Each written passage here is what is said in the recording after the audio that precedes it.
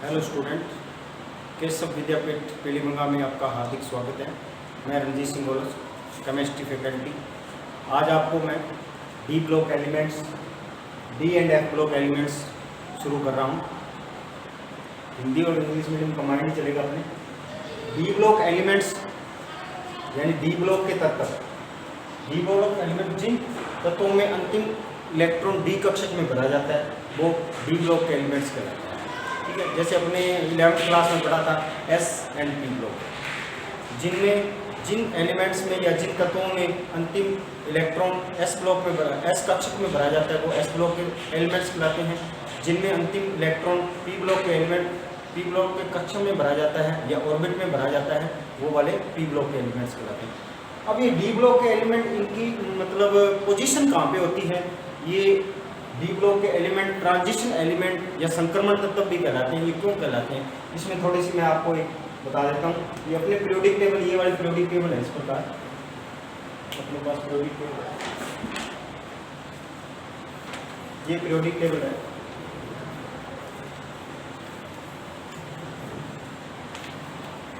इस periodic table में D block के एलिमेंट बिल्कुल मिडिल में स्थित होते हैं।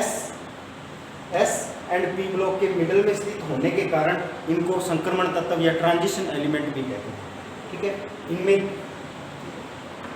4 सीरीज पाई जाती है, 3D, 4D, 5D and 6D। कितनी श्रेणियां पाई जाती हैं? 3D, 4D यानी 3D, 4D, 5D, 6D ये श्रेणियां पाई जाती है। इसका जो आवर्त होता है, आवर्त सारणी में आपको पता है 7 आवर्त होते हैं, 18 वर्ग होते हैं। ठीक है, यानी पीरियोडिक तो 7 होते हैं और वर्ग कितने होते हैं? 18 होते हैं। ये 7 आवर्त है या पीरियोडिक 7 है। इनमें जो इनकी आवर्त स्थिति होती है डी ब्लॉक एलिमेंट्स की, वो कहाँ से स्टार्ट होती है?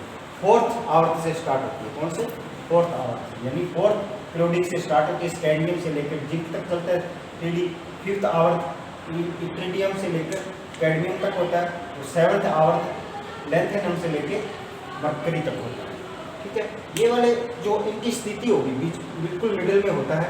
इनमें जो अंतिम इलेक्ट्रॉन है वो कौन से कक्षक या कौन से ऑर्बिट में भरा जाता है? डी ऑर्बिट में भरा जाता है। ठीक है, ये तो इनकी पीरियोडिक टेबल में स्थिति होगी।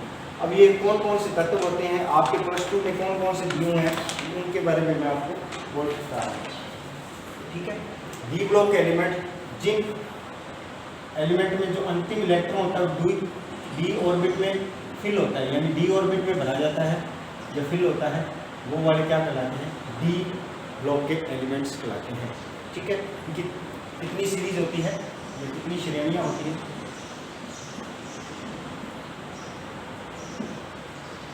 4 सीरीज। कौन कौन सी? 3D, 4D, 5D और 6D। एग्जाम में कई बार इनकी सीरीज ने पूछ के इसका आवर्त पूछ लेते हैं। यानी मान लो इनमें से जो एलिमेंट होता है 3D श्रेणी का, कोई 3D सीरीज का कोई एलिमेंट है, उसका नेम दे दिया, उसमें पिछले कौन सा आवर्त है, इसका आवर्त कौन सा होगा? 4th आवर्त। इसका आवर्त कौन सा होगा? 5th। पीरियोडिक कौन सा होगा इसका? 6। इसका 7।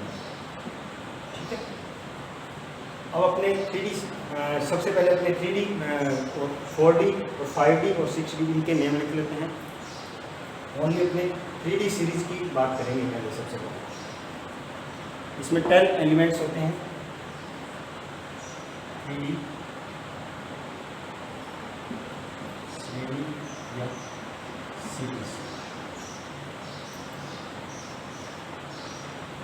Sodium, titanium, medium, aluminium, manganese, gas और निकल, कॉपर और जिंक। ये 10 एलिमेंट कौन सी सीरीज के हैं? 3D सीरीज के एलिमेंट्स। ठीक है,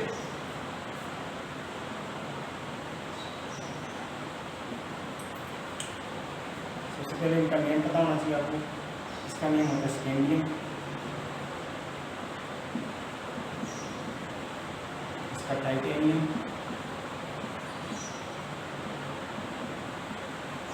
वेनेडियम,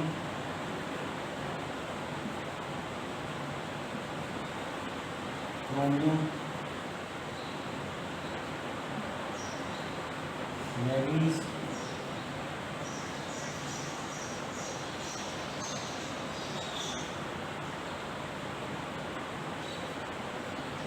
फेरस कोबाल्ट निकल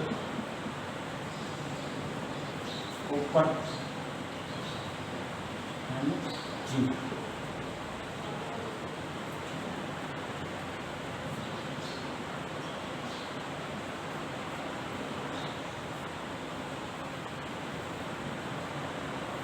अब सबसे पहले इसका टॉपिक आता है, सबसे पहले इलेक्ट्रॉन कॉन्फ़िगरेशन की बात। सबसे पहले तो इनके एलिमेंट्स अपने को ध्यान होने चाहिए कि 3D सीरीज या 3D श्रेणी में कौन से एलिमेंट आते हैं। 10 एलिमेंट्स आते हैं स्कैंडियम से लेके जिंक तक, ठीक है। सबसे पहले इन तत्वों के बारे में बताओ। उसके बाद दूसरा टॉपिक आता है अपना इलेक्ट्रॉन कॉन्फ़िगरेशन यानी इलेक्ट्रॉनिक विन्यास। वेरी इंपॉर्टेंट है, इसमें से 100% आपके एग्जाम में क्वेश्चन पुट होता ही होता है, ठीक है। इलेक्ट्रॉनिक विन्यास या फिर इसको इंग्लिश में कहते हैं इलेक्ट्रॉनिक कॉन्फ़िगरेशन।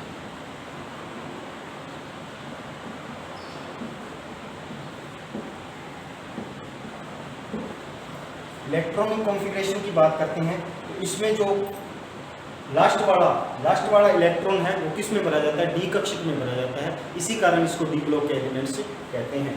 तो ये अपने स्वाभाविक है, एस में भरा जाता है तो एस के पी में भरा, इसलिए डी में भरे जाते हैं सारे। तो इनके इलेक्ट्रॉन कॉन्फ़िगरेशन की बात करेंगे। सबसे पहले ये अपनी स्क्रीनशॉट ले लीजिए आप इसका, इनके नेम और इनके तत्वों के बारे में आपको पता होना चाहिए। इसके बाद अपने बात करेंगे इलेक्ट्रॉन कॉन्फ़िगरेशन।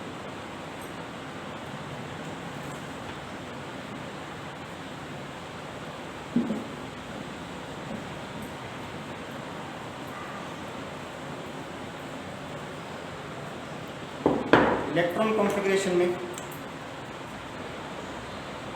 सबसे पहले scandium, titanium, vanadium, chromium, manganese, ferrous, cobalt, निकल, कॉपर और जिंक, ठीक है। स्कैंडियम का होता है 21, इसका 22, 23, 24, 25, 26, 27, 28, 29 एंड 30, ओके। अब 21 इलेक्ट्रॉन भरने, 1s2, 2s2, 2p6, ये आर्गन तक तो 18 होते हैं। आर्गन का आपको पता है कितना होता है, 18 होता है या 18 होता है। तो आर्गन 0 ग्रुप का एलिमेंट है ये आर्गन। 18 हो गए, 3d1 4s2, ये argon 3d2 argon 3d3 4s, argon 3d5 4s। ये अपने अपवाद है, एक्सेप्शन है ये, क्यों है? यहाँ पे 3d4 4s2 आना चाहिए था, मगर क्या आता है इसमें 3d5 4s1 आता है, ठीक है। इसका कारण क्या होता है, इन दोनों ऑर्बिट के अंदर एनर्जी का अंतर, ऊर्जा का अंतर बहुत कम होता है। ऊर्जा का अंतर कम होने के कारण ये आपस में क्या करते हैं, इलेक्ट्रॉन को इंटरचेंज कर देते हैं, जिसके कारण एस वाला एक इलेक्ट्रॉन डी में आने के बाद ये अपना अर्धपूरित विन्यास, हाफ फील्ड यानी जिसको कहते हैं अपने अर्धपूरित विन्यास ग्रहण कर लेते हैं। अर्धपूरित हाफ फील्ड कॉन्फ़िगरेशन ग्रहण कर लेते हैं। कौन सा? हाफ फील्ड होगा। ऊर्जा का अंतर, एनर्जी का डिफरेंस बहुत कम होता है, जिसके कारण क्या होता है, ये half field electron configuration stable हो जाता है। ये कौन सा हो गया? स्टेबल हो गया, ज़्यादा स्टेबल होता है। डी ब्लॉक के एलिमेंट्स में कितने ऑर्बिट होते हैं? सब ऑर्बिट कितने होते हैं? 1 2 3 4 5, 1 2 3 4 5। जब किसी ऑर्बिट में जितने 5 सब ऑर्बिटल है, तो ये क्या करते हैं, जैसे इसमें 5 इलेक्ट्रॉन आ गए तो ये सभी में 1 1 आ गया ना, हुंड्स रूल के अकॉर्डिंग सब में 1 1 आ गया, तो ये स्टेबल होगा। यदि इसमें सब में 2 2 आ जाए तो स्टेबल हो जाएगा। अब इनमें सब में 1 5 आते ही सब में 1 1 हो गया, इसका मतलब ये स्टेबल हो गया। स्टेबल होने की कोशिश करता ही रहता है, यानी ये इस प्रकार इसमें स्टेबल हो गया। आगे वाले की बात करेंगे, 3d5 4s2, 3d6 4s2, 3d7 4s2, 3D 8 4s2 3D 9 4s2 होना चाहिए, मगर होता क्या है ये 3D 10 4s1, वही सेम इसमें चलेगा। ये भी क्या करेगा, अपवाद है, ठीक है, एनर्जी का डिफरेंस बहुत कम है, मगर यहाँ पे क्या हुआ, फुल्ली फील्ड यानी पूरी विन्यास, फुल्ली फील्ड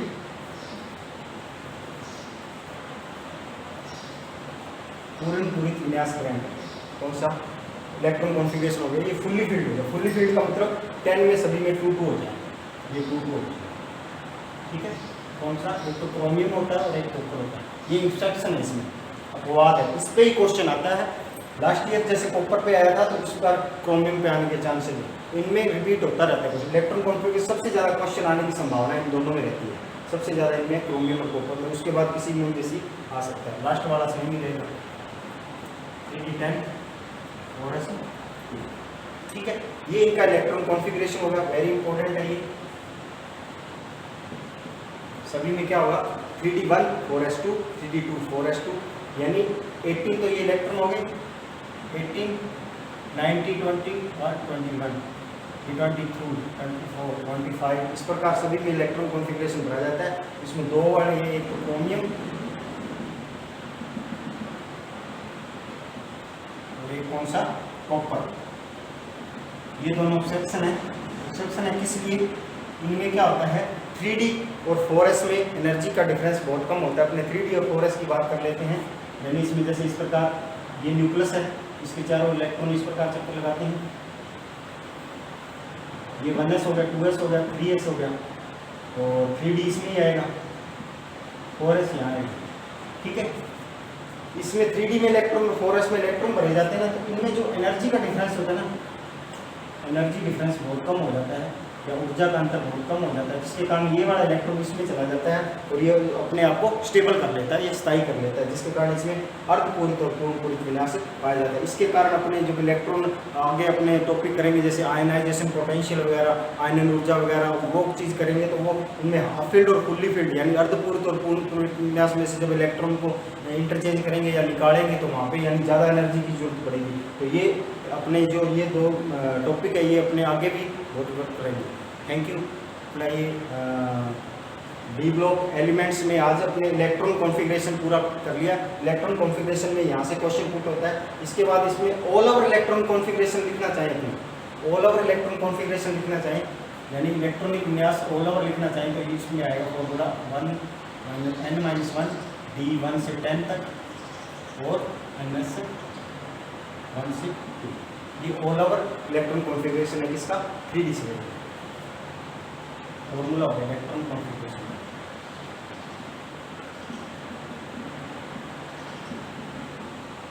कौन सा हो गया, n-1 d 1 से 10 तक माइनस ये हो गया। Thank you. नेक्स्ट क्लास में अपने आगे इसके बारे में परमाणु त्रिज्या, आयनन ऊर्जा, उसके बारे में डिस्कस करेंगे।